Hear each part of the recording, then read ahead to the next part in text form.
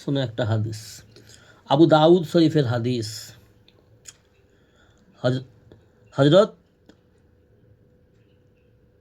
ওয়াহসি ইবনে জাবের রাদিয়াল্লাহু তাআলা আনহু বর্ণনা করছেন। হজরত ওয়াহসি ইবনে জাবের রাদিয়াল্লাহু তাআলা আনহু বর্ণনা করেন, কতিপয় সাহাবা মানে কিছু সাহাবা রাদিয়াল্লাহু তাআলা আনহুরা রাসূলুল্লাহ সাল্লাল্লাহু আলাইহি ওয়াসাল্লামকে জিজ্ঞাসা করিলেন। কিছু সাহাবা রাসূলুল্লাহ সাল্লাল্লাহু আলাইহি ওয়াসাল্লামকে বললেন, ইয়া রাসূলুল্লাহ সাল্লাল্লাহু আলাইহি ওয়াসাল্লাম, আমরা খানা খাই কিন্তু আমাদের পেট ভরে না। আমরা খানা খাই কিন্তু আমাদের পেট ভরে না, কারণটা কি? তো রাসূলুল্লাহ সাল্লাল্লাহু আলাইহি ওয়াসাল্লাম বললেন, তোমরা মনে হয় পৃথক পৃথক খাও, তোমরা মনে হয় একা একা আলাদা আলাদাভাবে প্লেটে খাও, ওই জন্য তোমাদের পেট ভরে না। তাহারা বলিল, জি হ্যাঁ, আমরা পৃথক পৃথক খাই, আলাদা আলাদা একা একা ঘরে খাই। আমাদের ঘরে আছে না নেই? আমরা সুন্নত মানি, সব ঘরেই আছে। সব ঘরেই আছে।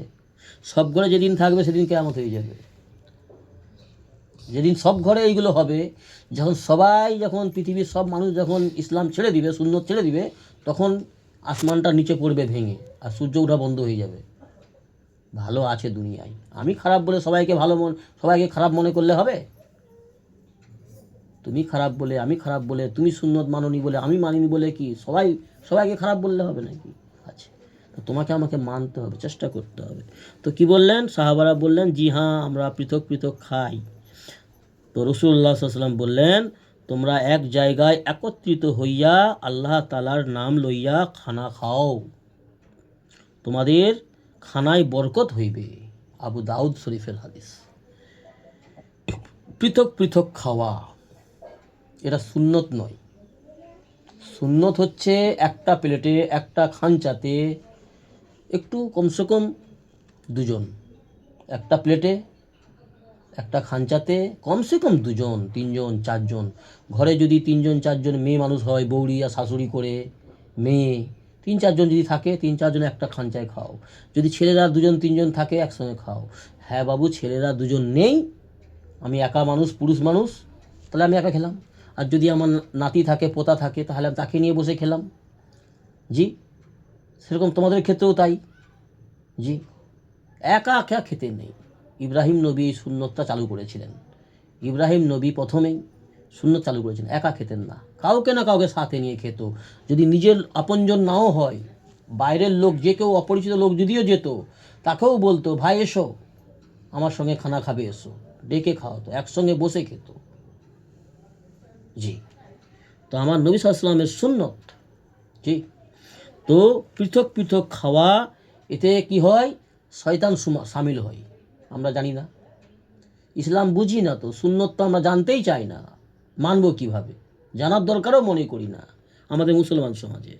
জি, শাওরি একদিকে লুকি লুকি গিলছে, বৌরি একদিকে লুকি লুকি গিলছে, জি, শ্বশুর একদিকে, বেটা একদিকে, জি, ভাই ভাই আলাদা আলাদা।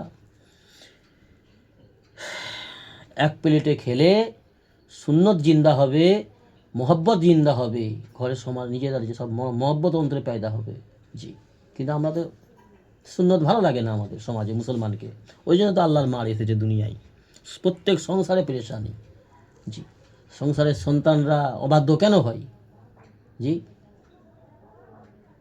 জীবজন্তুরা তার বাচ্চাদিকে ভালো সব মহব্বত করে, কুত্তা, বিল্লি, পাখি, জি, তারা তার সন্তানদেরকে মহব্বত করে, সে মহব্বত আলাদা।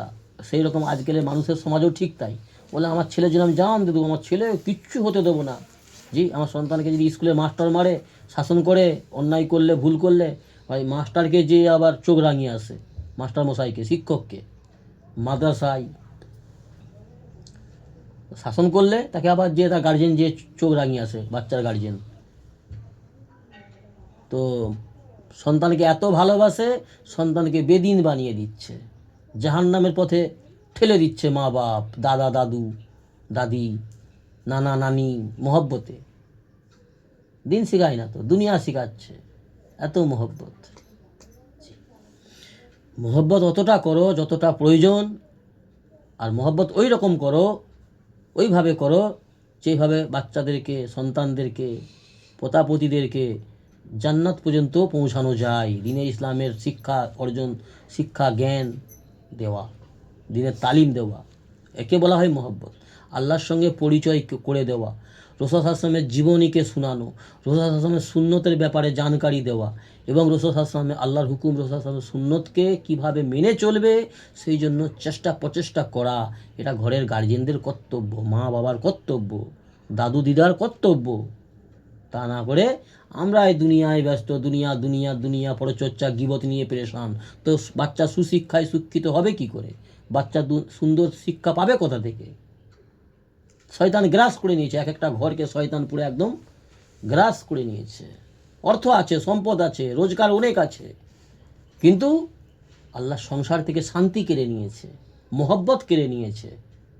স্বামী স্ত্রীতে মহব্বত নেই, ভাই ভাই মহব্বত নেই, যায় মহব্বত নেই, মিল নেই, সব যেন একদম ক্ষোভে ফেটে যাচ্ছে। কেউ কাউকে দেখতে পায় না, সহ্য বরদাস্ত করতে পারে না। কেন? আমরা আল্লাহর হুকুম ছেড়েছি, রাসূল সাল্লাল্লাহু আলাইহি ওয়াসাল্লামের সুন্নত ছেড়েছি, ঘরে বেদাত ঢুকিয়েছি, বেদিনী ঢুকিয়েছি। এই জন্য আল্লাহ আমাদের সহি বুঝ দান করুন এবং দিন ইসলামের আমলগুলোকে মেনে চলার তৌফিক দান করুন। কত দামি মূল্যবান কথা বলেছ জি।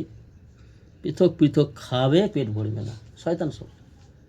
পেট ভরবে, বদহজম হবে, জি, পেটে যন্ত্রণা শুরু হয়ে যাবে, এখানে যন্ত্রণা সেখানে যন্ত্রণা, খেয়ে দিয়ে পেট হাউ হাউ করে সুন্নত ছেড়ে রাক্ষসের মতন গিলল, জীবজন্তুর মতো গিলে নিল, তারপরে ঢাটে ঢাটে ঢাটে পায়খানা হয়ে গেল, কার পেটের ভিতরে পাক মারছে, জি, হয় না? হয়নি? পানি খাচ্ছে, কোনো দোয়া নেই, সুন্নত নেই, ভাত খাওয়ার সময় আগে পিছে দোয়া নেই, কিছু নেই, জীবজন্তুদের মতন, অমুসলমানদের মতন, জি, খেতে হবে। ইসলাম আলাদা জিনিস, ইসলাম সুন্দর ব্যবস্থা, সুন্নত তরিকায় পালন করলে তাতেই সফলতা, কামিয়াবি দুনিয়াও আর আখেরাতেও। আর ইসলামকে ছেড়ে, সুন্নতে রসুলকে ছেড়ে কখনো কেউ সাকসেসফুল হতে পারেনি আর কখনো পারবেও নি, কখনো পারবে না, অসম্ভব, হতেই পারে না। আল্লাহর হুকুম নবীর সুন্নত ছেড়ে সফল হবে? হতেই পারে না। দুনিয়া উপার্জন করে নেওয়া, দুনিয়ার অট্টালিকা বানিয়ে নেওয়া, বড় বিল্ডিং বালাখানা বানিয়ে নেওয়া, স্টাইল, দামি দামি স্টাইল ঘরে লাগিয়ে দেওয়া, এসি লাগিয়ে দেওয়া, দুটো তিনটে গাড়ি থাকবে, হ্যাঁ, আর দামি দামি ড্রেস, এটা সফলতা নয়। এ তো কারুনকে আল্লাহতে অনেক বেশি দিয়েছিল। কারুন বড় বড় বীর বাহাদুর এসে চলে গেছে, আল্লাহ কাফিরদেরকে বেশি মাল দেয়, দুনিয়ার মালদার বানিয়ে দেয়। কেন? দুনিয়ায় ওদের জন্য শেষ, চিরস্থায়ী তাদের জন্য জাহান্নামের ব্যবস্থা আছে। সেখানে শান্তি কী জিনিস, সুখ কী জিনিস, সেখানে তারা গন্ধও পাবে না কাফিররা। তো মুসলমান সমাজের অবস্থা ওই রকমই, বলে যা হবে দেখা যাবে, এখন দুনিয়ায় তো কিছু করেনি, দুনিয়ায় তো সব, এরকম মনে করে বেশিরভাগ মুসলমান সমাজের মুনাফিক, মুশরিক, আল্লাহর সঙ্গে শিরিক করে, আল্লাহর সঙ্গে বাগাবাত করে, নবীর সুন্নতের সঙ্গে খেলা করে, তামাশা করে। আল্লাহ আমাদের সহি বুঝ দান করুন, হেদায়েত নসিব করুন, হেফাজত করুন সমস্ত খারাপি থেকে। আমিন। সুবহানাল্লাহি ওয়া বিহামদিহি, সুবহানাকাল্লাহ।